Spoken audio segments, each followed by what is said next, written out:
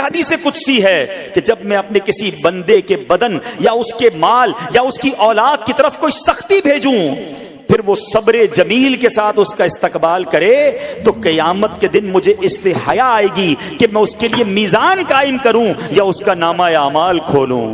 اللہ فرما رہا ہے مجھے حیا آئے گی کہ اپنے بندے سے اب کیا حساب لوں۔ جب آزمائش بھیجی تھی تو اس نے صبر کیا تھا، اس نے شکوہ نہیں کیا تھا۔ خدا کی قسم میں آپ سے پوچھتا ہوں میرا کوئی نقصان ہو جائے اور قیامت کے دن میرا نامہ اعمال نہ کھولا جائے، مجھے اللہ کی بارگاہ میں حساب نہ دینا پڑے، مجھے بتاؤ یہ دنیا کے حساب نقصان کی کیا حیثیت ہے اگر ادھر بخشا جائے۔ سنو تو صحیح، رب فرما رہا ہے کہ مجھے حیا آتی ہے کہ اس کے لیے میزان قائم کروں یا اس کا نامہ اعمال کھولوں۔ ارے یہ ساری دنیا کی دولت، یہ ساری دنیا کی آسائشیں ایک طرف، اگر قیامت کے دن حساب کتاب میں آسانی مل جائے، اللہ بلا حساب جنت میں داخل کر دے، اس سے بڑھ کر کوئی نعمت نہیں۔ مگر آج افسوس یہ ہوتا ہے کہ اگر کسی پر امتحان آتا ہے وہ اس امتحان میں فیل ہو جاتا ہے۔ اس حدیث میں ایک لفظ استعمال ہوا صبر جمیل کے ساتھ۔ اب یہ بھی بڑا مسئلہ ہے کہ لوگوں کو یہی نہیں پتا کہ صبر جمیل ہے کیا۔ لوگ کہتے تو بہت ہیں اللہ پاک آپ کو صبر جمیل عطا فرمائے، اب اس سے پوچھو بھائی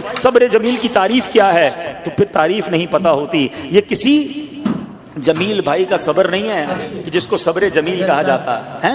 صبر جمیل کی تعریف سمجھو۔ علماء کہتے ہیں کسی مصیبت زدہ اور غیر مصیبت زدہ کو برابر میں دیکھو مگر دونوں میں کوئی فرق نظر